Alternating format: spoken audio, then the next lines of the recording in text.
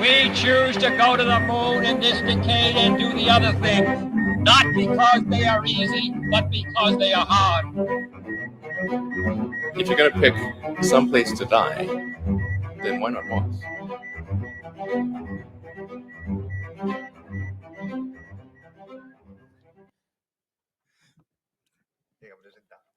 Bueno, pues aquí estamos en este episodio híbrido de Elon y de Parsec, el primero que hacemos además en vivo y con, bueno, este espacio tan grande en la nave que nos han cedido en las jornadas del podcasting en la JPod del 2022 aquí en Madrid. La verdad es que me hace mucha ilusión. Esperaba que hubiera una mesa para taparme los michelines, pero bueno, en esto del podcasting independiente nos gustan los cuerpos reales, así que me imagino que no tenéis problema en estar viéndome directamente los michelines. Por supuesto, me acompaña como siempre mi compañero y socio de Elon o de Elon Podcast, Alex Barredo. Encantado de conocerte, amigo Matías. No, es muy raro porque hay muchos focos aquí apuntándonos, normalmente no son tan potentes, espero estar cogiendo bien el micrófono. Y encantado porque además Parsec, ahora lo comentaráis, es un podcast en el que siempre he querido estar de invitado y ahora por fin cumplo mi sueño. Sí, a Alex le gusta proponer que se hagan podcast y luego que lo inviten, ¿no? El menos trabajar en el podcast, lo que sea cómodo para él, le encanta. Bueno, a mi lado, a mi derecha, quizá a vuestra izquierda, está Javier Atapuerca, mi compañero de Parsec, y la mitad de Parsec, podríamos decir. Muchas gracias por la presentación. Estoy encantado de veros físicamente, que es la primera vez que os veo. Ya llevamos más de un año con el podcast y es la primera vez que nos vemos. Sí. Y nada, encantado de estar aquí en las JPod. Y Javier, que es el único que tiene estudios. O sea, el único realmente que sabe de lo que está hablando cuando comentamos. En plan, las órbitas, no sé qué, no sé cuándo. El que sabe fingir mejor, que parece que sabe de lo que está hablando. Tengo un podcast de Tesla sin tener un Tesla, ni acciones de Tesla, y tengo un podcast de industria aeroespacial sin tener estudios. Pero por suerte sé juntarme con gente con los conocimientos de Alex y de Javi. Además, me hace mucha ilusión estar grabando con Alex y con Javi al mismo tiempo porque Alex realmente es la Celestina de Javi Atapuerca y de Matías para formar Parsec. Porque, bueno, fue una propuesta suya. Hace unos días, no sé si lo visteis en Twitter, se publicaron GIFs y vídeos. La NASA publicó una simulación como de muy alta resolución, hecha con una supercomputadora así distribuida, con decenas de miles de núcleos, que demuestra que la Luna se pudo formar en cuestión de horas, instantáneamente, con un cuerpo Teia chocando contra la Tierra y que el material se disparara directamente en la órbita donde está la Luna y se formara la Luna en cuestión de horas. Pues Parsec, podríamos decir que llevó mucho más tiempo que la Luna en formarse. Yo creo que hay dos puntos de vista. Javi, si quieres contar el tuyo. Sí, como en toda historia hay un montón de puntos de vista. Aquí el mío creo que empezó en junio de 2020, antes de ser podcaster. Lo que era oyente de podcaster y era fiel seguidor del boletín y el podcast de Mixio, de Alex.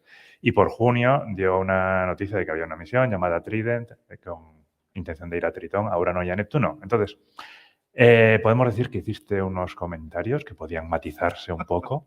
Vamos a dejarlo así. Y entonces me lié la manta a la cabeza, escribí un hilo sobre Urano y Neptuno y su interés científico y se lo tuiteé. Puedo decir que a mí me pasa lo mismo, que cuando cometo un error en el podcast, Javi espera pacientemente a terminar el podcast y cuando terminamos y dejamos de grabar me dice, mira, esto que has dicho habría que matizarlo porque exactamente así no es, ¿no? Pero bueno, es lo que tiene tener estudios. Que... Dejáis los colores. Entonces, bueno, esta misión, Trident, que al final, por cierto, no se ha seleccionado, quedó fuera de la selección, pues motivó que Alex me dijera que si quería... Bueno, Alex, que siempre está en la búsqueda de captura de gente para llevar a kernel, pues sí, me propuso... Sí, además seguramente el correo fuera, pues si eres tan listo, ¿no? Demuéstralo. Entonces me dijo, bueno, pues mándame un correo. Le mandé un correo como 7 días después diciéndole que perdonara la tardanza, junio de 2020. Para marzo de 2021 dije, voy a escribirle un mensaje directo a ver si recibió el correo y si le interesaba realmente o no, que es que igual resulta que no te interesaba, entonces dijiste voy a hacerle un ghosting y ya está. Y al final dijiste que sí y nos liamos la manta a la cabeza e hicimos un kernel especial del programa Artemisa de llegar a la luna es fácil si sabes cómo. A raíz de eso, además entiendo que te di muchísimos problemas porque no tenía micrófono en ese momento, lo grabé con los AirPods, seguramente fue un desastre de edición. Y nada, más adelante me propusiste si conocía a alguien para hablar de la Agencia Espacial Española. Como eso en ese momento era un unicornio, no conocía a nadie. Y, también lo preparé, entre medio me había comprado un micro, afortunadamente. También salió el podcast de ERA con Aida para Kernel. Y también me dijiste si quería empezar un podcast de espacio, que Matías estaba como muy interesado, que escuchara a los Elons como hablaba de los programas de SpaceX y cómo le interesaba el espacio. Y ya con eso nos pusimos en marcha, nos pusiste en contacto y en el verano de 2021 empezamos a hablar hasta que grabamos el primer episodio en noviembre. Pues yo no sabía que era Neptuno lo que nos unió. Ya Al ves. final no hubo esa misión a Neptuno y a Tritón. De hecho, bueno, se propusieron, se van a hacer misiones a Venus, pero en la última encuesta esta decadal que le dan a la NASA para darle prioridad a las misiones de la próxima década, Neptuno sigue sin ser una prioridad. Podemos decir que Parsec ha salido adelante, pero Neptuno no está saliendo adelante en las misiones de la... Es una prioridad, no es la primera, pero es una prioridad. Y Sí, la NASA secundaria. tiene en marcha, y China también tiene en marcha mandar una misión. O sea que a ver si con suerte se rompe la maldición de las Voyager y podemos mandar otra misión para allá. Bueno, del tema de la Agencia Espacial Española no vamos a hablar porque yo creo que soy el único que va a defender a Sevilla como propuesta andaluza. Sevilla, Huelva, me da igual porque en Málaga ya se ha visto que el alcalde ha dicho que no, que para Sevilla, y estos dos seguramente defiendan tres cantos, ¿no? A mí es que me queda lo de casa y del trabajo. A ti... Yo he dicho que la pongan aquí en la nave. Aquí que cierren esto y pongan cohetes. No, la verdad que es un poco raro. Al final, imagino que tendrán que estar donde estén la mayoría de la gente técnica y tal. No sé si estuviste comentándome tú los problemas logísticos de hacerlo en un sitio como Canarias o algo así, que al final pues tiene que estar todo el rato la gente con vuelos y tal.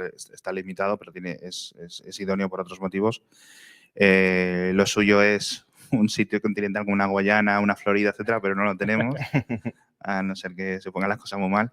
Y bueno, sí, lo de Huelva tiene relativo sentido, ¿no? Porque es donde van a lanzar...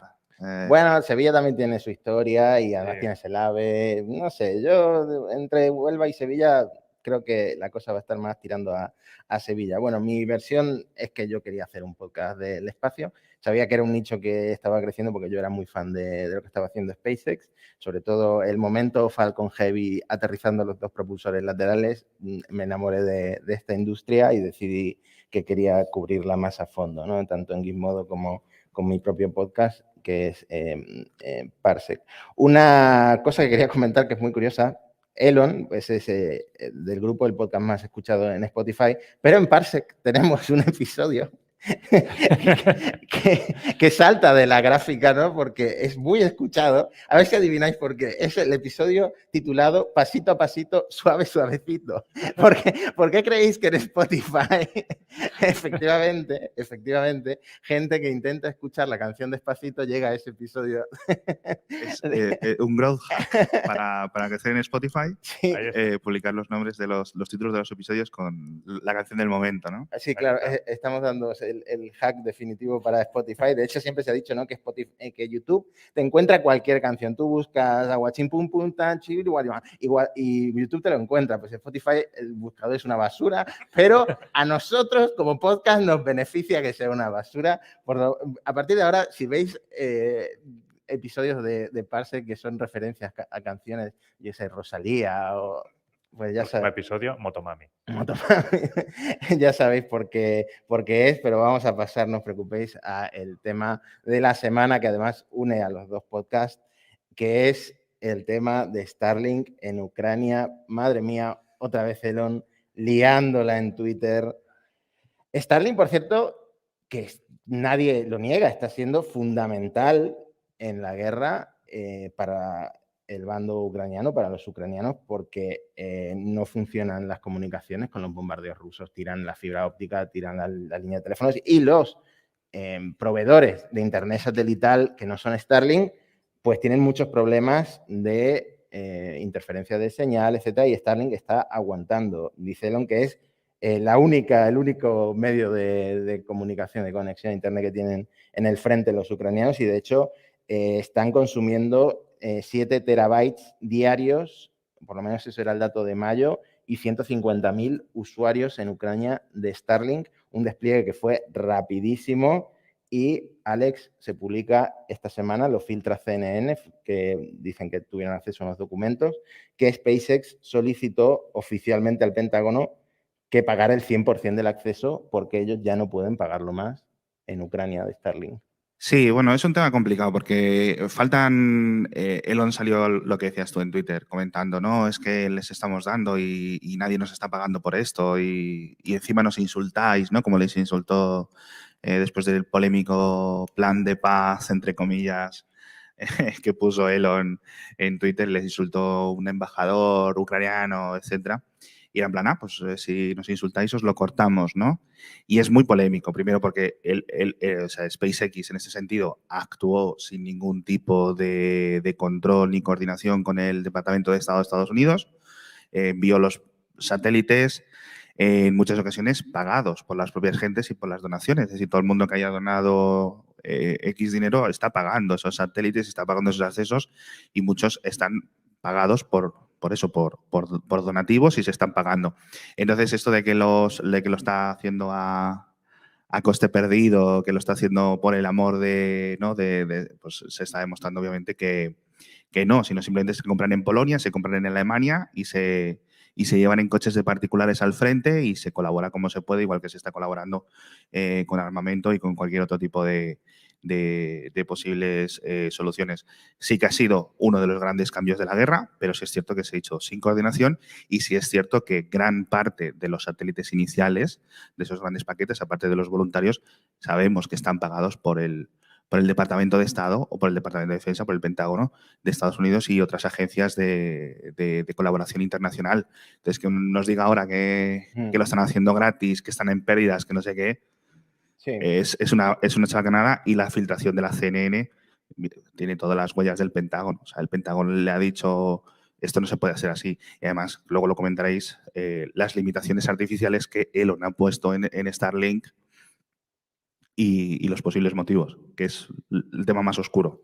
Claro, a mí me gustaría matizar varias cosas porque, claro, esta noticia ha dado pie a un mogollón de clickbait porque el timing es horrible para la imagen de Elon y de SpaceX porque viene después de lo que comentaba Alex, plan, encuesta que pone Elon en Twitter, que comentamos en el episodio anterior de Elon, de ceder Crimea a Rusia definitivamente y de que se hagan unas elecciones supervisadas por la ONU en las regiones que Putin, digamos, se ha autoanexionado. También salió una noticia después, que no la llegamos a comentar, de que Elon había hablado con Putin antes del tuit, que Elon desmintió. Esto hay que decirlo, Elon desmintió haber hablado con Putin. Bueno, pero que Elon miente constantemente. No, además que luego, esto fue Ian Bremmer, que es una analista relativamente... Es un personaje complicado. Yo, por ejemplo, en Twitter le tengo silenciado. No le tengo bloqueado, pero sí le tengo silenciado. Pero se supone que sabe de lo que habla. Y luego creo que el señor Bremer creo que le dijo que el propio Elon se lo había contado. A mí me suena que esto fue una filtración de alguien porque Elon no se calla la boca. O sea, ese es su problema. Entonces, en una cena, en unas múltiples cenas o no sé qué, a alguien se le habrá dicho, pues mira, está hablando con Vladimir para tal no sé qué, y literalmente, o sea, 99% seguro que esa conversación ha ocurrido. El problema es que yo creo que Elon sabe que es difícil aportar alguna prueba de que eso haya ocurrido, pero vamos, si me tienes que decir que un mentiroso en serie como es Elon o Ian Bremmer, pues yo creo que tiene sentido que Bremmer es lo más probable, ¿no? Que diga la verdad.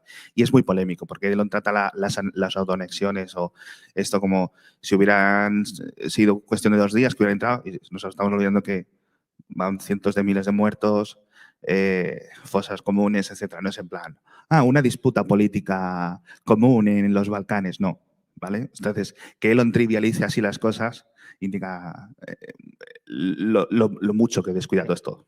Bueno, otra matización es que sí es verdad que Elon sugirió sarcásticamente, creo yo, que esto era por hacerle caso al embajador de Ucrania en Alemania, que le dijo literalmente, textualmente en Twitter, vete a la mierda, fuck off, ¿no? Elon dice en Twitter, pues solo le estoy haciendo caso, ¿no? Me estoy yendo a la mierda, me estoy yendo de eso, de la ayuda de Ucrania con Starlink, financiando Starlink. Pero la matización es que la solicitud que hace el portavoz de SpaceX al Pentágono es de septiembre. Y dice textualmente, no estamos en posición de seguir donando terminales a Ucrania o de financiar los terminales existentes por un periodo de tiempo indefinido. Esto es de Byron Hargis en una carta al Pentágono. Es el director de ventas gubernamentales de SpaceX. No pueden enviar más terminales. Le acaban de hacerle un pedido a SpaceX el general Valery Zaluzhny, perdón, por los nombres, Javi siempre tiembla cuando voy a decir algún nombre en ucraniano. No, yo también. Quiero decir, pronuncia esto, tenía más consonantes que vocales, es muy complicado. Pidieron a Elon 8.000 nuevos terminales en julio, dice que no pueden permitírselo, que necesitan que lo financie el gobierno porque cada terminal cuesta o 1.500 o 2.500 dólares, porque claro, hay antenas que son pues más potentes que otras, como sabréis si habéis escuchado Elon. Entonces, ¿cuánto está pagando SpaceX por el servicio de Starlink en Ucrania? Elon dice que hasta ahora 80 millones de dólares y que en lo que va de año más de 100 millones de dólares.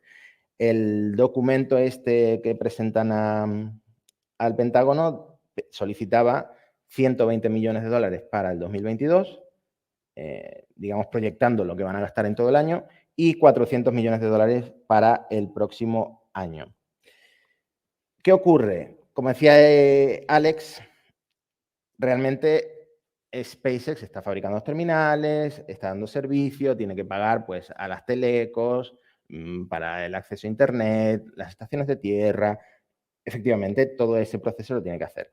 Pero lo cierto es que el 85% de los 20.000 terminales de Starlink que se enviaron a Ucrania ya estaban parcialmente financiados por gobiernos y el 30% del servicio de la conexión a Internet por organizaciones que no están afiliadas a SpaceX. Es decir, no todo el peso de esto lo está pagando SpaceX. Por ejemplo, el gobierno de Polonia fue el que más terminales compró 9.000 o cerca de 9.000, así que no podemos decir que SpaceX está asumiendo todo el precio, ¿no? No, y es que si todo esto es increíblemente complicado y lo está tratando Elon de una forma increíblemente infantil, de verdad. O sea, estoy muy decepcionado con esta situación porque no solo hay, de nuevo, miles o potencialmente millones de vidas en juego, sino que sabemos que está mintiendo, entonces todas estas filtraciones controladas por diferentes agencias de inteligencia, agencias de exteriores a la prensa van a ir más allá y Elon ahora creo que ha hecho un giro 180 grados que seguramente comentarás porque o sea, en el Pentágono han dicho te has tirado un farol y aquí con estas cosas no se juegan. Esto es una cosa seria, esto no es en plan un chiste de voy a hacer no sé qué, ¿sabes? O como con la tuneladora o lo que sea, aquí las cosas son serias, sobre todo en temas de contratismo militar y las cosas tienen que ir coordinadas, no puedes ir tú a tu puta bola ni decidir realmente dónde da servicio y dónde no. Por poner en contexto, mientras Elon está tuiteando sobre la guerra, también está vendiendo un perfume con fragancia a pelo quemado, que por lo visto ya ha facturado $1 millón. Está publicando memes, todo esto al mismo tiempo en su cuenta de Twitter. No, me hizo súper gracia, yo creo que el Twitter me lo voy a acabar, ese tweet me lo voy a imprimir, que decía, llevo toda la noche despierto intentando como encontrar una solución para evitar la Tercera Guerra Mundial. Es en plan, o sea, tienes el ego más grande que el perolo, ¿sabes? Y no, el tema de los injertos de pelo, algo quedó mal hecho, porque no o sea, se le metió algo hacia la capa gris, pero es muy complicado. De verdad que, bueno, Elon obviamente tendrá algunos problemas que debería de solucionar en privado y que no debería de tratar todo como si fuera una broma, que ese es realmente el problema. No sé si tenemos algo en el guión para lo de Irán, pero sí luego me gustaría comentar algo porque también es un tema hiper complicado en el que se ha intentado tirar el pisto y hemos visto que no. De todas formas, no hay otra cosa que más le guste a Elon que el dinero público. O sea, es decir, que lo estoy pagando yo todo y luego realmente es un subsidio, una ayuda, un no sé qué, un no sé cuánto. Entonces, está clarísimamente que está todo más que sufragado y más que sufragado quiere estar. Y si realmente tiene algún problema de financiación, hola, se descolga el teléfono. Oye, mira, necesito, o sea, que el señor más rico del mundo, que entiendo que es una compañía privada, que tiene que tener sus cuentas, etcétera, tenga que estar quejándose por 50 millones, o sea, es que, ¿qué quieres que te diga? Entonces, cuando todas las ONGs han empezado a publicar sus facturas de estamos pagando el Starlink, aquí están todos los dineros en Twitter, es cuando ha hecho para atrás. Gran decepción, porque estábamos comentándolo tú y yo en el podcast, digo, joder, Elon parece que se está reformando, parece que está un poco ordenado estos últimos meses y ahora sale por estas, no lo sé. Ten en cuenta que es que ahora Elon tiene que rascar dinero donde pueda para la compra de Twitter. Sin comentarios. Sí, no sabe dónde sacar ya el dinero para Twitter. Bueno, pues eso, la narrativa, como dice Alex, ha ido cambiando. Uno de los ataques que le han hecho ha sido que SpaceX no existiría si no fuera por el dinero de los contribuyentes. Elon se ha defendido como, pues el Falcon 1, el Departamento de Defensa solo puso un 3%, pero luego está la NASA, todos sabemos que SpaceX sin la NASA, sin el Departamento de Defensa de Estados Unidos, no podría subsistir. Entonces, pues es un ataque que está justificado. Y como digo... Sí, es una simbiosis, que eso imagino que Javier lo sabrás mucho mejor. Al final hay un montón de capital privado, pero hay un montón que al final es derroche público constante durante décadas y décadas y décadas, que no sabe muy bien a dónde va ese dinero. No, pero eso es algo que se dice mucho cuando está en por ejemplo, la lucha está entre el SLS o la Starship.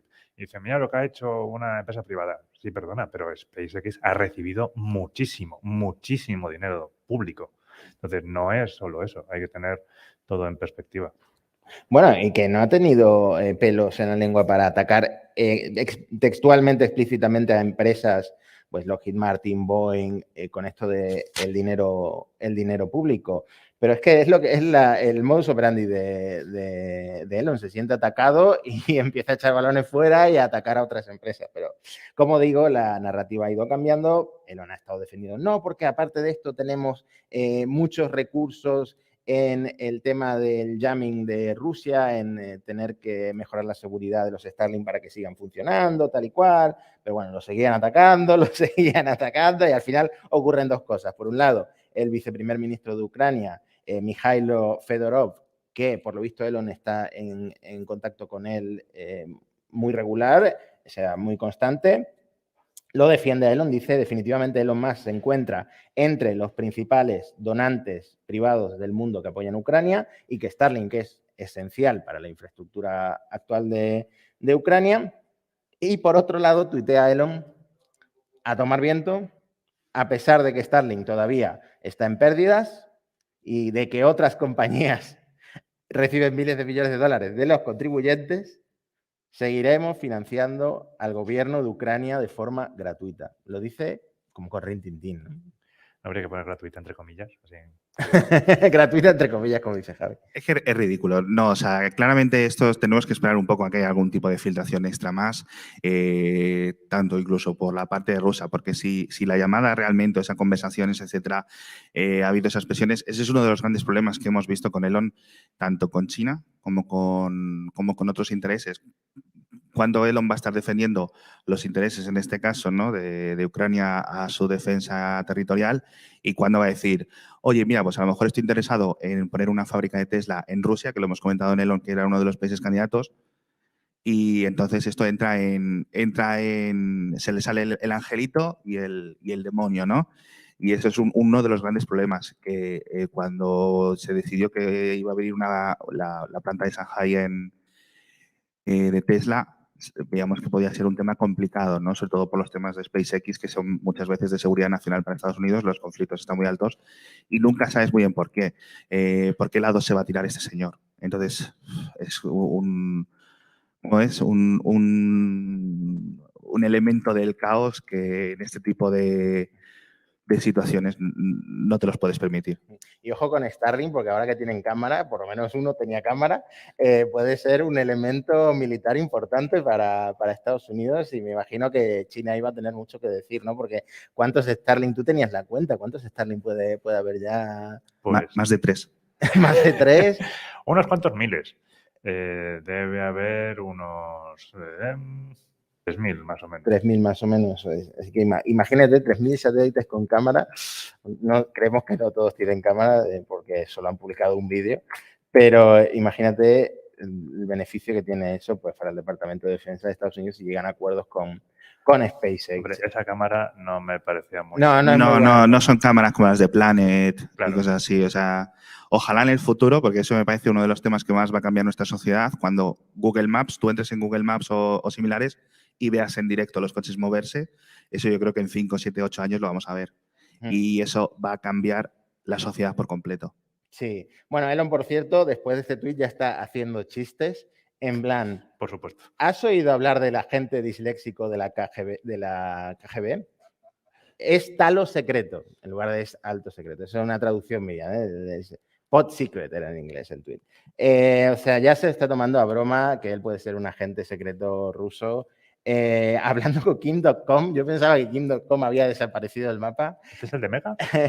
El de Mega, el tonto de hace 2 décadas, con el tonto de esta década, es que se atraen los polos, en fin, me callo. Dios los cría y ellos se juntan. Sí, Kim.com pues diciendo que la guerra esta es una guerra indirecta de Estados Unidos y que Elon ahora la está defendiendo. Entonces Elon le contesta, estoy intentando desescalar la situación, pero no lo estoy consiguiendo. Como dice Alex... Complejo de Mesías constante. O sea, este hombre,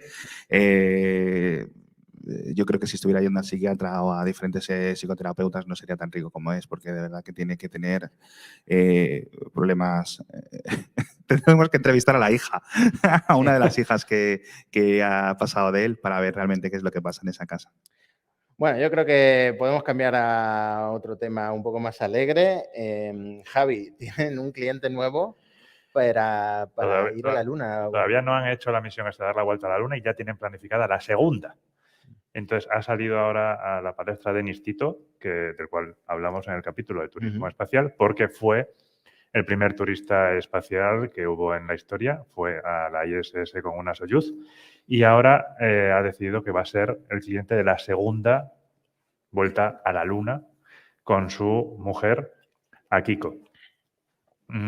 Está aquí en la audiencia mi mujer. ¿Tú te irías a la Luna conmigo en un cohete si fueras millonario? Dice que no, con la cabeza.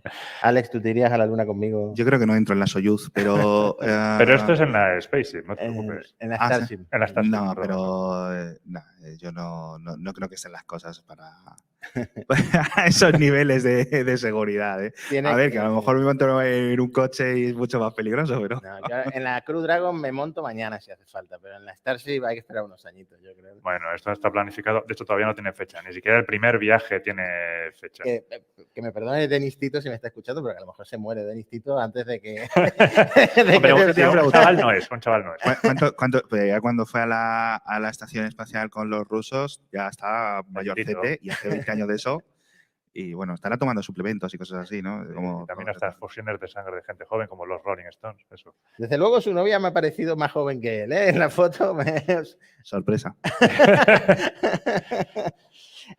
Bueno, otra buena noticia, Javi, es que por fin Blue Origin ha entregado un B4 a ULA. Ya salió ahí Tori Bruno, que casi quería abrazar el motor porque lo tenía ahí de fondo. Ya tiene por fin el primer B4 para el Vulcan.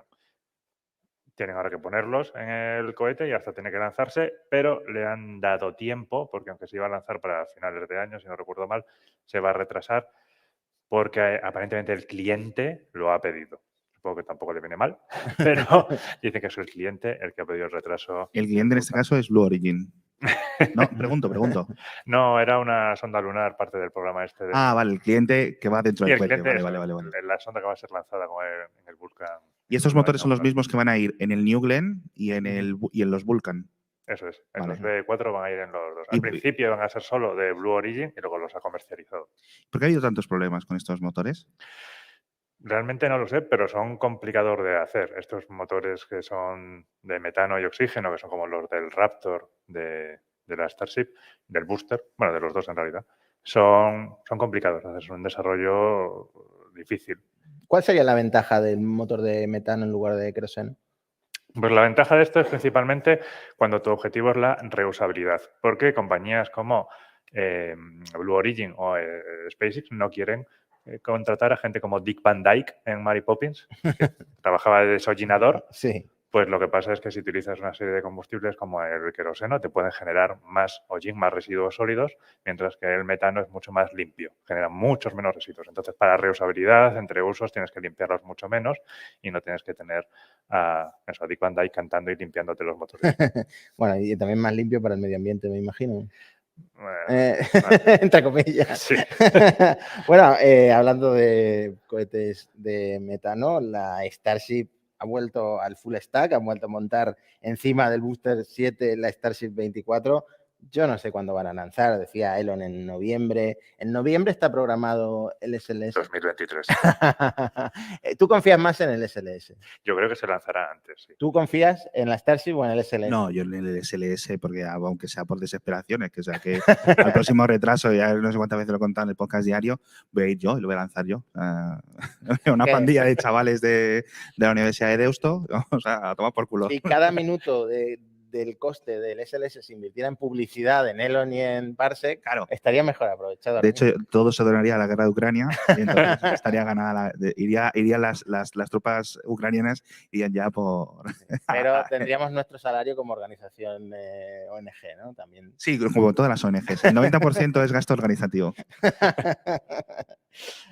Bueno, pues dura muy poco realmente, las volvieron a desmontar, pero siempre es muy gracioso ver cómo la levantan con los brazos esto y lo ponen encima de... Es como jugar con robots, no sé, me parece algo muy futurista y las fotos, por supuesto, son súper futuristas. De hecho, está publicando la cuenta de SpaceX unos vídeos y unas fotos tan increíbles. Así. Yo todavía sigo alucinado con el del despegue y el aterrizaje desde el mismo ángulo del Falcon 9, que, por cierto, estoy saltando de un tema a otro, pero dice Elon que antes decía que la Starship era fundamental para Starlink, que sin la Starship, Starlink no va a entrar en beneficios. ¿Por qué? No, yo iba a decir que quebraba. Exactamente, porque los satélites de Starlink necesitan pasar a la nueva generación 2 para pues tener algo pues, más usable para más clientes y tal. Y en principio solo iban a caber en la Starship, lo que no es una cofia, pero dentro de la carga de la Starship. Y ahora no, los han rediseñado para que quepan en la cofia del Falcon 9. Y Elon ha tuiteado recientemente que esperan entrar en beneficios, el break-even, con el Falcon 9. Entonces, eso deja un poco a la Starship en segundo lugar, pero Elon dice que la Starship sigue siendo fundamental para financiar los viajes a Marte, porque recordemos, según Elon, todo lo que hace en su vida, desde el principio, desde que vendió PayPal, está hecho para que la humanidad conquiste Marte y se convierta en una especie multiplanetaria, ¿no? Tú en este sueño, no sé si eres muy creyente. Y es que como he leído los libros de Kim Stanley Robinson, que tenemos esa sospecha, esa hipótesis de que realmente es un humano del futuro que ha venido y ha escrito lo que vivió, pues la verdad es que no tengo ninguna gana, pues tiene pinta de ser bastante sufrido. Pero vamos, que es la comidilla y es la discusión eterna de la gente de aeroespacial, ¿qué cojones hacemos en Marte si no hemos hecho ni una base lunar de más de 2 metros cuadrados, ¿no? Que decir, vamos a empezar por lo sencillo. Hay dos perspectivas ahí. Están los que somos, pues yo me incluiría, más prácticos, de que tendríamos primero que asentarnos un poco en la Luna y usar eso de trampolín para llegar a Marte. Y están los que dicen, si ya llegamos a la Luna, no vamos a repetir eso, nos vamos directamente a Marte, que es más grande, tiene más capacidad de quizás albergarnos como especie. No sé, yo como ingeniero soy más práctico de ir pasito a pasito. Yo es que lo sigo considerando una idea tan locura, porque en plan, no es ir a otro planeta, es ir a un planeta que no quiere que estés viviendo allí, literalmente, y estás a varios meses para volver. no podemos enviar nadie, habría que vivir en cuevas. Es que es, de verdad, la gente yo creo que obvia todos los grandes problemas que va a haber una vez que estés allí. Sí, no se tiene en cuenta el tema de la radiación, por ejemplo. Bueno, con los robots no pasa mucho, los puedes blindar, pero con los humanos pues llevamos la radiación un poquito mal. Entonces el hecho de vivir en cuevas sería la solución principal. Esos grandes domos de cristal que se ven en la ciencia ficción, eso está a muchos años, décadas, siglos vista. De momento no es viable.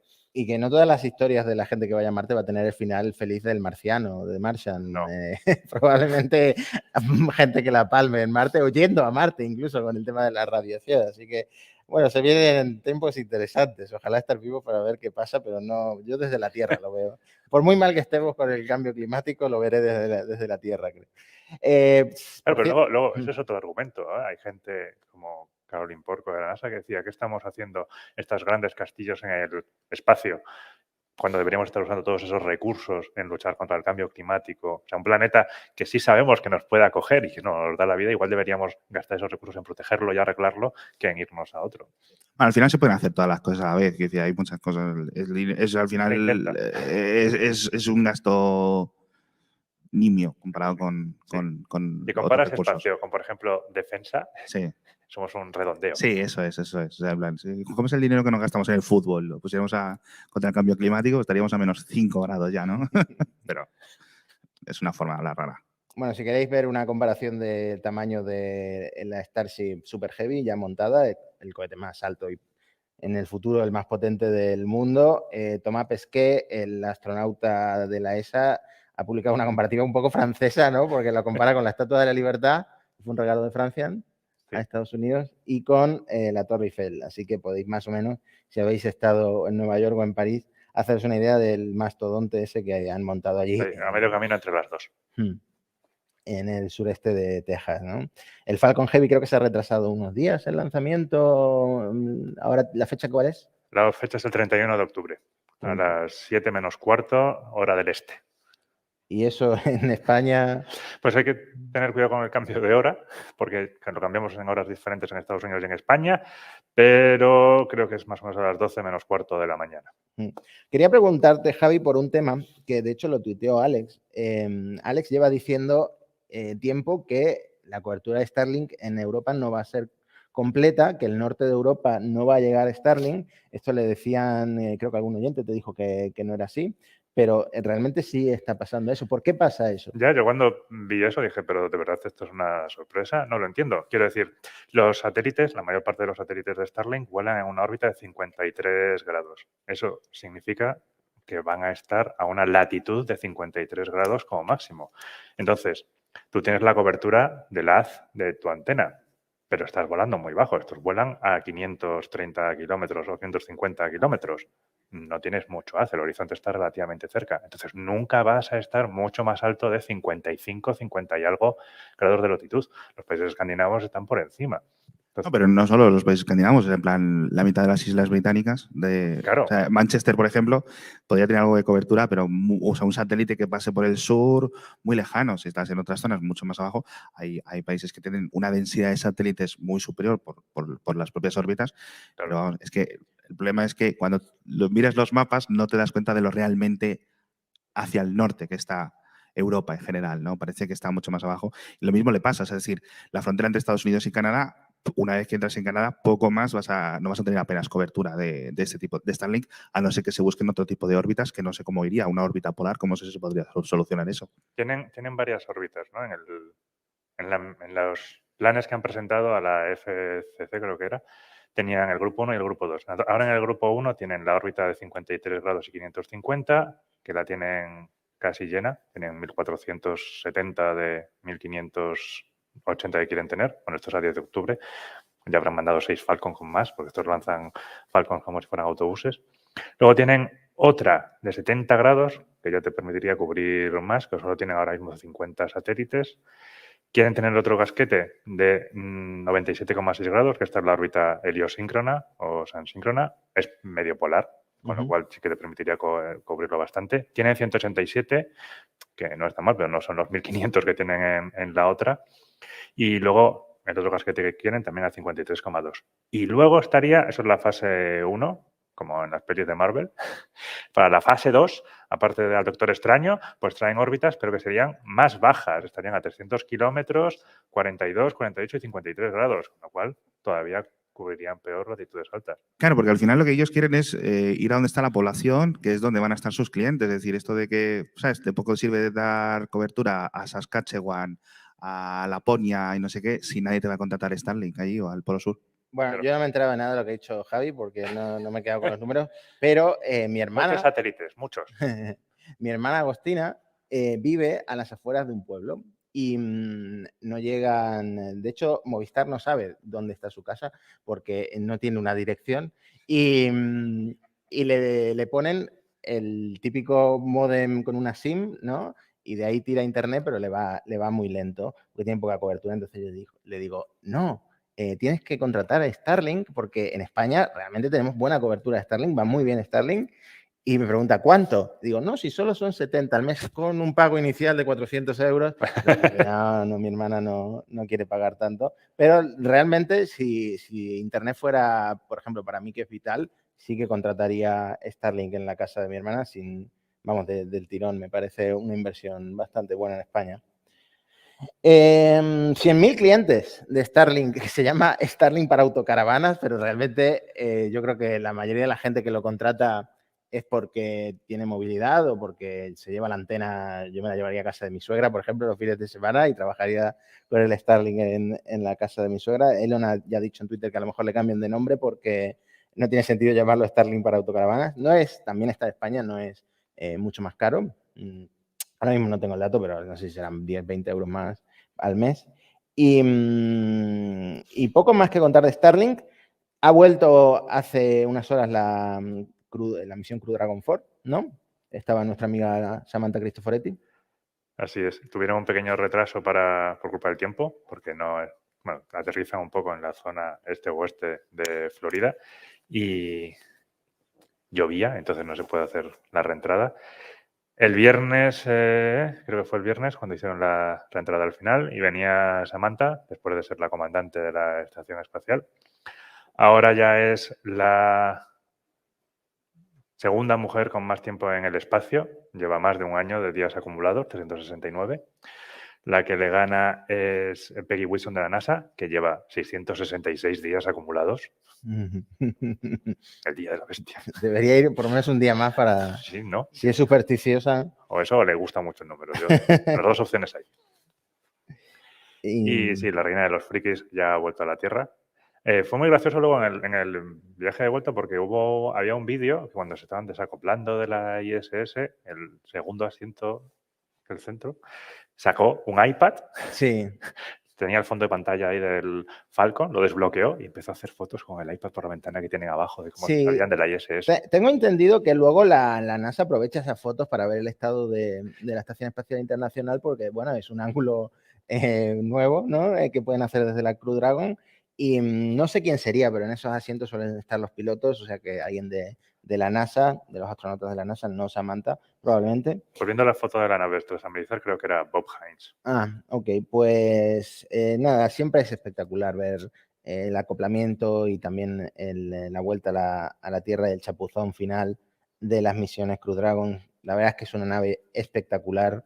No vamos a dejar ninguna pullita a Boeing, ya demasiadas en el episodio anterior. Ya sufren demasiado. Ya sufren demasiado. Pero por terminar, un Falcon 9 va a lanzar también un aterrizador lunar. O sea, más misiones a la Luna de SpaceX. Sí, con esto de que hablábamos de la conquista de la Luna, ¿no? Pues ahora con el programa Artemisa no solamente están las misiones tripuladas, la NASA ha sacado el Commercial Lunar Payload Services, que intenta hacer algo parecido a lo que hizo con los Crew Payload Service, que nos ha dado la Dragon y en un futuro cercano, seguramente la Starliner, pues para el desarrollo de la Luna también ha sacado el programa de Commercial Lunar Payload Services. Hay varias empresas que se han apuntado a este programa, entre ellas una llamada Draper, y dentro de Draper va un consorcio de eSpace, que es una empresa japonesa que participaba en el Google Lunar Prize X. Sí.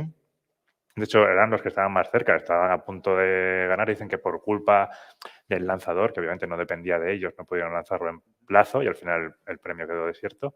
Pero han seguido con las misiones a la Luna, lo han reformulado un poco, ahora lo llaman Akuto R, son japoneses.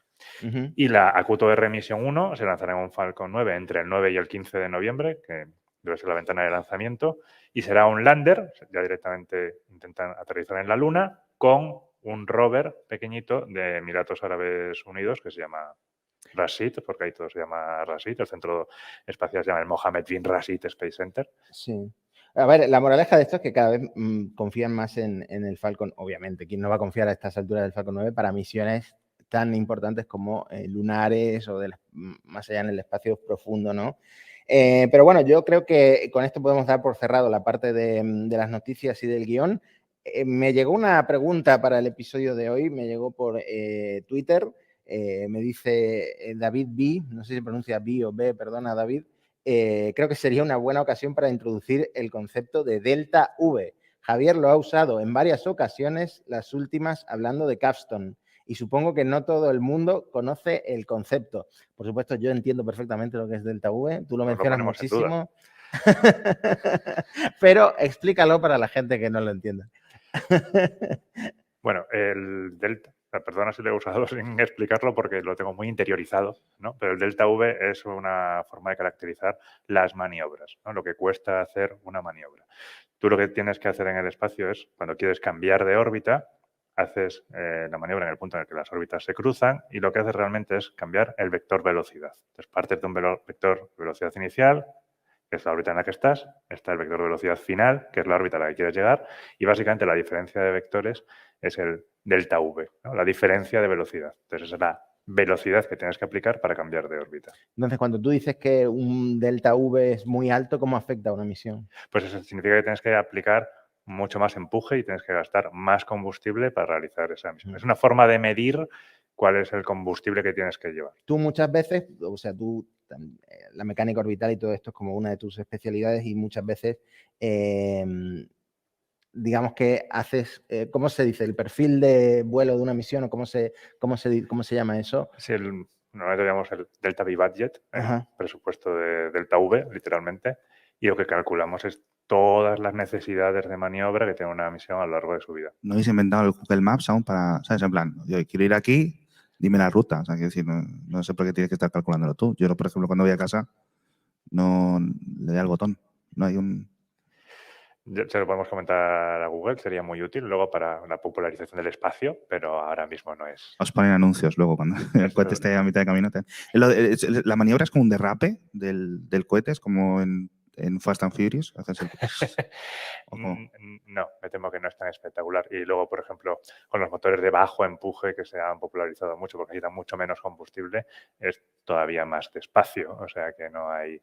¿Qué diferencia? Porque los Falcon 9 los vamos viendo para órbita baja, es decir, sale el Falcon 9 y a los 2 minutos ya está otra vez en tierra. Para lanzarlo a una misión lunar, el Falcon 9 es idéntico, va modificado, va con más combustible. Son misiones largas, ¿no? Es decir, se tarda tiempo en llegar. Para misiones lunares depende. Si haces como Capstone, que lleva una trayectoria balística, el coste energético más o menos es lo mismo, pero en las trayectorias balísticas lo que haces es que compensas un poco el delta V por tiempo. O sea, intentas gastar menos combustible, a cambio tardas más tiempo. Capstone va a tirarse meses para llegar a la Luna. En cambio, tú podrías hacer una misión directa que tardaría 3 días, que es lo que tardaba en las misiones Apolo, por ejemplo. Sí, eso te iba a decir, que los Saturno iban en 2 días y pico, 3, y llegaban Claro, y esto es meses. La prioridad no era tanto el combustible, la prioridad era que los astronautas pudieran respirar y beber y hacer todo lo que hiciera falta en el trayecto sin que te necesitase, pues yo que sé, una estación espacial que cupiera en una nave pequeña. Como veis, Alex ha abierto la sesión de preguntas y respuestas. Si alguien tiene alguna pregunta, pues puede aprovechar para hacerla, sobre todo dirigidas a Javi, por favor, porque yo no tengo ni idea de lo que hablo, yo solo hago gracietas. Solo las preguntas pactadas, por favor. Y nada, saludar a la gente que pueda estar viéndonos en streaming, sobre todo a mi madre. Un besito a mi madre. Y No sé, ¿tú tienes alguna pregunta aprovechando que hoy Creí- hemos conocido en persona, Javi? Creí que ibas a preguntar, ¿tú tienes alguna madre? Yo también saludo a mi madre mía. No, la verdad, no habéis dicho a quién se le ocurrió el nombre de Parsec. Eso me ha dolido un poco, pero es importante. Es que este hombre es genial porque teníamos nombres que eran malísimos. Ni siquiera merece la pena decirlos. Bueno, si os acordáis, que imagino que no, porque el cerebro borra los traumas. Eran pero basura. Y a Alex se le ocurre, es que es una idea tan fácil, está ahí, pero es que si no eres Alex Barredo no se te ocurre, abrir como un diccionario de palabras que tengan que ver con, pues eso, astronomía, industria espacial, y ve Parsec y dice, este es el nombre de vuestro podcast. Y efectivamente nos convenció 100%. Como te lo envié por las 3 de la mañana o algo así, en plan. Creo que en el episodio 0 explicamos lo que significa Parsec. Así que empezad a escuchar Parsec desde el 0 hasta el de no sé cuántos llevamos. 20, casi 30. 20 y tanto de la primera temporada, Sí. y ahora este es el cuarto de la Sí. segunda. Entonces creo que hay alguna pregunta del público.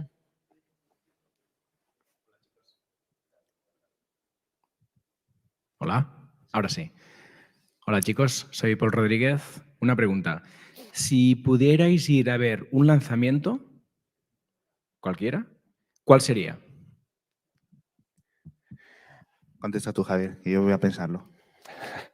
No me dejéis pensar a mí, claro que no. Pues no sabría decirte. El SLS me llama mucho por lo que va a ser el programa Artemisa, pero creo que al final me quedaría con el Falcon Heavy que aterrizara a los dos laterales, porque es que me parece espectacular.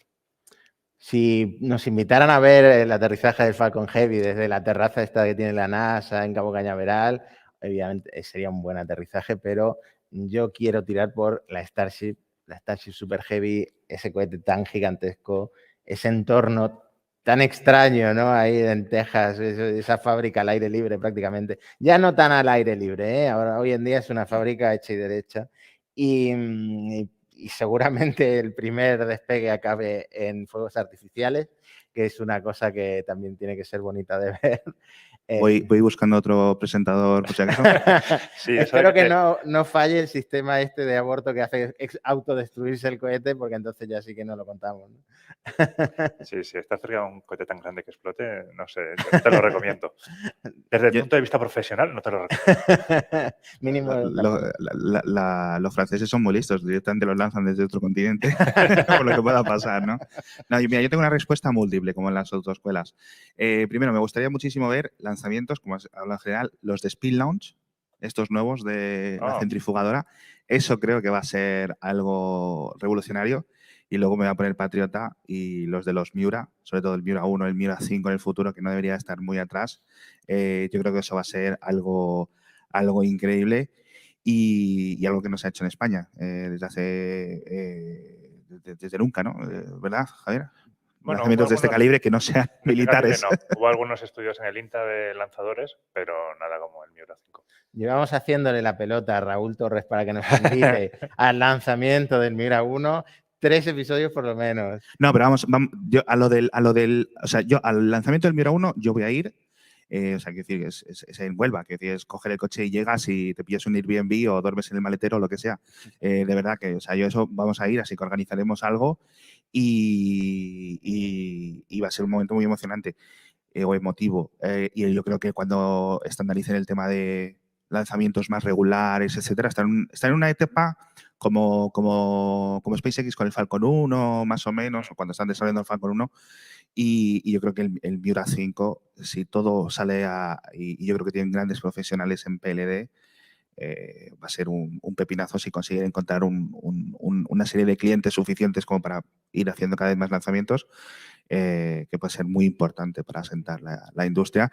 Porque al final, si no, en Europa se lo quedan todos los italianos y los franceses. No puede ser eso. O sea, bueno, y los alemanes. Ahora en los desarrollos... los alemanes les teníamos calladitos, les decimos, no podéis hacer cohetes. Es un Después Eso. de la V2 fue en plan, no hagáis más cohetes. La V3 no la hagáis, por favor. Pero ahora hay un par de empresas también haciendo cohetes pequeños como... Sí, que viste lo de, a ver qué comentas tú. El grupo Ariane Group, el CEO de Ariane Group dijo que hay demasiadas duplicaciones de esfuerzos, que hay muchas startups y universidades rehaciendo el mismo cohete realmente. ¿Eso qué opináis vosotros? Bueno, pues que claro, si le hacen la competencia, pues va a decir que hay demasiados. ¿Qué va a decir? Podría haber dicho lo mismo Lockheed, Boeing, Sí. de SpaceX, y fíjate dónde ha acabado SpaceX. Por cierto, aprovecho este tema de Raúl Torres y tal para mencionar, por ejemplo, a gente muy activa en la comunidad de Parsec como Space Nosy, que bueno, es muy seguido en Twitter. El otro día mencioné a Raúl Torres para que nos invite, haciendo ahí campaña por nosotros. Por ejemplo, Haas, que vive en Monterrey, muy cerca de donde está Boca Chica, donde está Starbase. Otro oyente de Parsec, muy activo en la comunidad. Y en general a toda la gente de la comunidad. Si queréis, tenemos pegatinas para vuestro portátil, si queréis los hacemos llegar. Y no sé si hay alguna otra pregunta o vamos cerrando. Simplemente el próximo espacio es para Alex, entonces gestiona el tiempo como quieras. Es decir, si queréis alargar, alargas, te comes del tuyo, Sí, no hay ningún problema. Sí, efectivamente. No, me alegra que tener yo la posibilidad de elegirlo. O sea, si tenéis más preguntas, perfecto. Y yo no sé cómo de cansáis estáis. Yo estaría hablando otra hora, o sea, sin problemas. O sea, que... El problema es que aquí el único que tiene la capacidad de hablar de cualquier tema eres tú. yo me he quedado con muchas cosas de decir. Por ejemplo, el tema de Irán, que voy a hacer como que alguien del público Tema me lo ha facilito, preguntado. tema facilito. No, Irán. Tema complicado. Decía que esto es cierto, el Departamento de Estado estadounidense ha estado en contacto con diferentes empresas, tanto de telecomunicaciones estadounidenses como con Google, etcétera, el mundo, Starlink, etcétera, para ver, o sea, ok, están con protestas, ya hemos visto lo que ocurrió en 2019 con las protestas y ese corte de Internet durante semanas que se saldó con cientos de muertos, según que seguramente sean más. Estamos en una repetición de la jugada y Elon aprovechó para decir, activando Starlink en Irán. Ya hemos tenido los reportes de iraníes que no han conseguido conectarse a eso, a pesar de que la latitud es más que correcta. Sí, me acuerdo bien. O sea, que no hay problema. Entonces no sabemos bien qué es lo que está ocurriendo, pero Elon ya ha tirado la caña para llevarse un poco, pero no está habiendo esa conexión. Al final, un poco, para este tipo de conflictos, yo creo que, bueno, lo hemos visto. O sea, Starlink ha sido una revolución. Yo creo que la guerra no estaría en el mismo sentido, sin ninguna duda, sin la colaboración de ese tipo de conexiones por satélite. Y yo no sé si Starlink en el futuro va a servir o se puede realmente impedir por gobiernos autocráticos que opere en sus áreas geográficas. Y esa es mi pregunta, es decir, ¿qué posibilidad de bloquear? Porque hemos visto, no sé si habéis visto algunas fotos de luces extrañas en ciudades como en Rusia y tal, y en principio son sistemas para Bloquear la señal. cegar los satélites de observación. Entonces, no sé si hay algún tipo de sistema para bloquear las señales de conexión, porque... Bueno, el típico sistema era se hacía, ¿no? Estaba el jamming, que era interferencia electromagnética. Básicamente, si emites en las mismas frecuencias, puedes bloquearlo. Si lo llenas todo de ruido, Eso es. si haces que el ruido sea más fuerte que la señal, lo anulas. Sí. En su día al principio, cuando estaba en el conflicto ucraniano, a Elon, que como dices, le encanta plantarse como un héroe, pero luego no mide las consecuencias de lo que hace, dijo que lo habían resuelto con un parche de software. Y seguramente sea cierto, pero luego también ahora dice que se han gastado miles de dólares en el tema claro. Hemos visto que el contraataque tecnológico ruso ha sido intentar bloquear las señales de otras redes satelitales. Obviamente lo están intentando con Starlink. No están, a lo mejor es por lo que no funciona en Irán, porque Irán sí tiene contramedidas de algún tipo que no se sepa. Habría que preguntarle al Mossad cuál es la capacidad que tiene realmente Irán para esto. Pero realmente, claro, las estaciones porque esto no es en plan, envío una señal al satélite y el satélite me la devuelve. Se necesitan unas estaciones de tierra, pero no tienen que estar en tu país.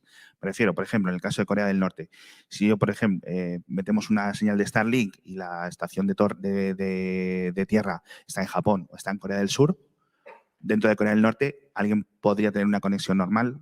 Claro, eso es ahora que los Starlink empiezan a tener el Intersatellite Link, ¿no? El enlace entre satélites. Cuando no lo tenían, sí necesitabas que la estación de tierra estuviera relativamente cerca.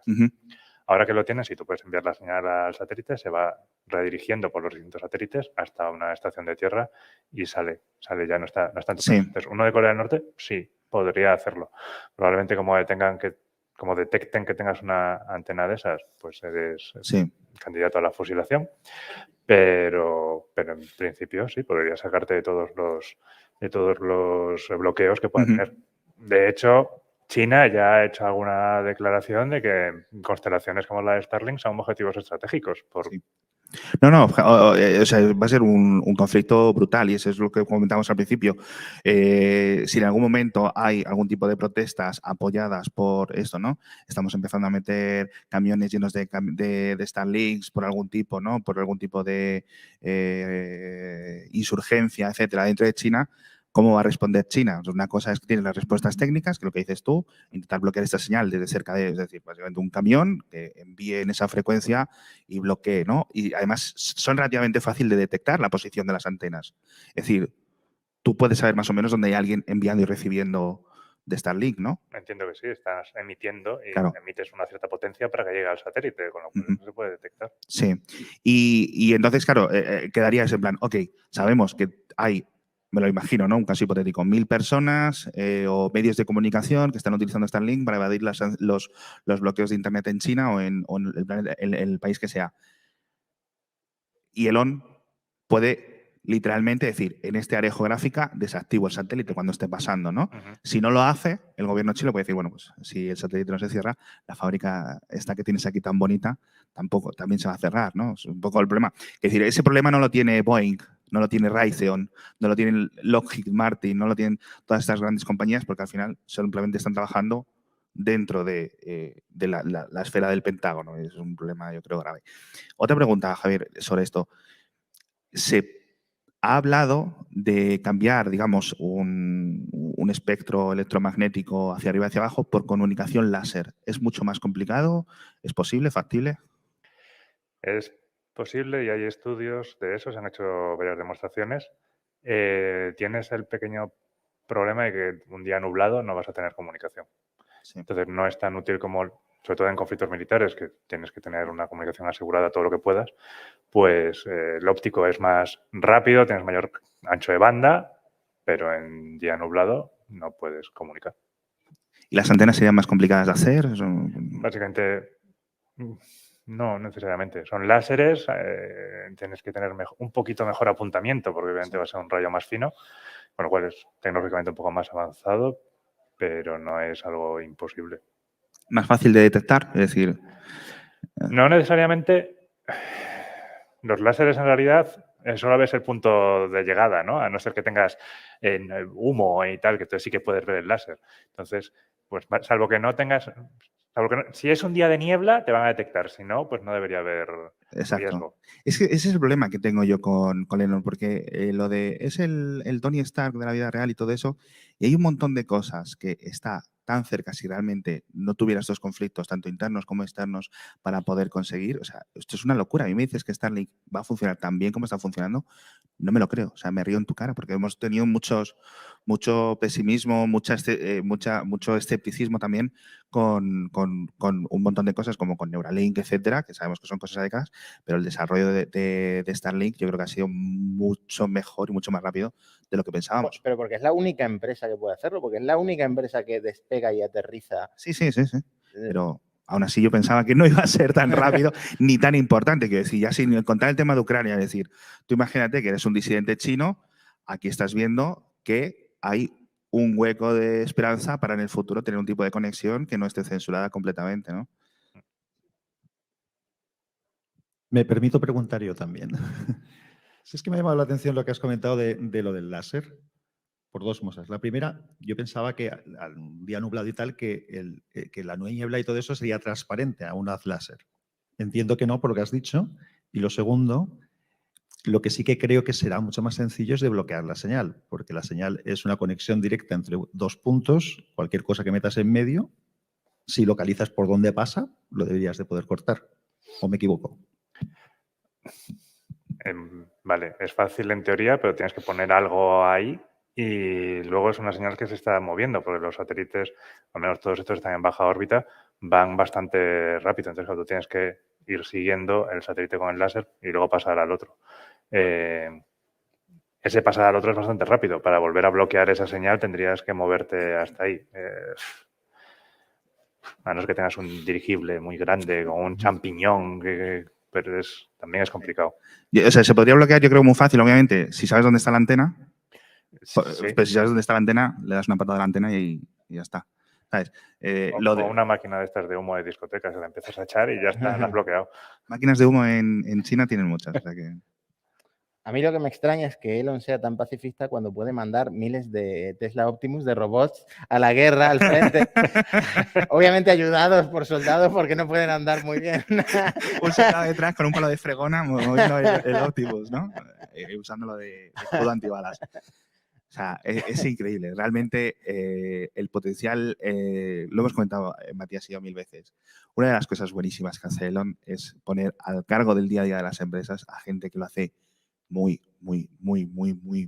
bien y conseguir y mover la financiación para que esas personas puedan operar. O sea, lo hemos visto con los desarrollos del Falcon 1, del Falcon 9, del Model 3, del Model S originalmente. Hemos visto cosas absolutamente locas que nadie podía hacer o que a lo mejor otras personas, otras empresas o no hubieran querido por diferentes motivos, porque esto de los conflictos lo hemos visto con los coches eléctricos. Empresas que podrían haber hecho coches eléctricos mucho antes y no lo han hecho por estos mismos conflictos que le achacamos a Elon, ¿no? Sí, en SpaceX yo creo que por un lado ingenieros que tienen talento y quieren trabajar en SpaceX porque es una empresa en la que están haciendo algo que nadie más está haciendo, y luego también la figura de Wayne Shotwell como esa Tim Cook de SpaceX, ¿no? Esa jefa de operaciones ideal y mano derecha de Elon ideal, que ha conseguido pues todo lo que ha conseguido, ¿no? ¿Eres tú el ponente que tiene que hablar a esta hora? Es que no sé si se ha notado, no tengo muchas ganas. Yo estoy más entretenido aquí. No, pero sí que es fascinante y bueno, o sea, el propio Elon, más allá de ser un bocachangla en Twitter, etcétera, y tener un montón de cosas de salseo. Por cierto, otro de los comentarios que tenemos de los oyentes hace poco es: me gustaría que en Elon hablarais de cosas más técnicas de vez en cuando. Javi, y menos de salseo, pero sí es cierto, es que al final, desde que hemos abrazado esa vertiente del podcast, etcétera, estamos creciendo mucho e interesa también muchísimo, sin despertarnos de los avances técnicos que al final son muy importantes, ¿no? Pero bueno, al final, hasta que no se calle la boca, no voy a parar, porque a mí, ya te digo, es un personaje que me fascina, o sea, me fascina. Lo hemos comentado en múltiples charlas. Para mí Elon Musk es como la Pantoja y yo voy a estar haciendo el sálvame de él hasta que uno de los dos se muera, o sea, literalmente. Las personas que tenemos activadas las notificaciones de los tweets de Elon no estamos bien de la cabeza, ¿no? No, francamente no. Yo no lo sé, porque además ahora va como si lo obligan a comprar Twitter, ya tenemos los dos juicios casi a la vez, el juicio de Twitter y el juicio de los accionistas que le han demandado. Entonces es posible que a finales de octubre, principios de noviembre, a Elon le falten unos 100.000 millones de dólares, como echamos las cuentas, en el banco, tanto por la multa como por obligado a comprar Twitter.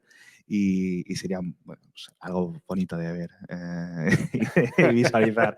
Cuando la gente pierde tanto dinero, yo me reconforto por dentro. Pues si no hay más preguntas, yo creo que vamos a cerrar este episodio híbrido de Elon Musk Parsec, que bueno, nos ha quedado interesante. Ha quedado muy bien, hombre. Sí. Ha quedado muy bien y bastante densito, con mucha información y con el input de Javi Atapuerca como persona con estudios. Ay, por Dios, ya te digo, cada vez que me dices de experto me pongo nervioso. Bueno, yo algo de estudios tengo, pero hace tanto que ya ni me acuerdo. Pues imagínate yo. Pues eso, me alegro mucho de que estéis aquí y que hayáis venido a ver este episodio en directo. Es la primera vez que grabamos un episodio en vivo. De hecho, creo que es la primera vez que grabamos un episodio, después de 200 y no sé cuánto, la primera vez que grabamos en persona en lugar de... Sí, porque otras veces hemos quedado para hacerlo y luego digo, vamos a comer mejor. Sí. Ya que estamos juntos, vamos a comer, vamos a ir a ver no sé qué cosa, en vez de ponernos aquí con cada uno con el portátil a grabar, que eso lo podemos hacer en cualquier momento, pero bueno, ya contrataremos un estudio de grabación con sus cosas. Lo mejor de este episodio es que teníamos un deadline, que era que había que estar aquí a las 10 de la mañana, entonces el guión ya estaba hecho, porque si no, habríamos quedado muy mal, ¿no? Pues eso, de nuevo, muchas gracias a todos, y si estáis viendo esto en streaming o luego en diferido, también os agradecemos ser oyentes tanto de Parsec como de Elon. Y si no conocíais alguno de los podcasts, pues os invitamos a seguirnos, que tenemos muchos episodios muy, muy, muy interesantes. Bueno, muchas gracias a los tres. Yo creo que ha sido muy interesante para los que estamos aquí y seguro que para los que estaban escuchando, que había gente escuchando, os informo, hemos estado viendo hace un rato. Creo que no había un sitio de nombre más propio para hablar del espacio y demás que la nave. O sea que nada, ahora cuando quieras cerramos y empiezas tú, Alex. Perfecto, pues nada, nos despedimos. Muchísimas gracias a todos por estar en este Parlon, EarlSec, como queráis decirlo, y hasta la semana que viene. We're doing these things that seem unlikely to succeed.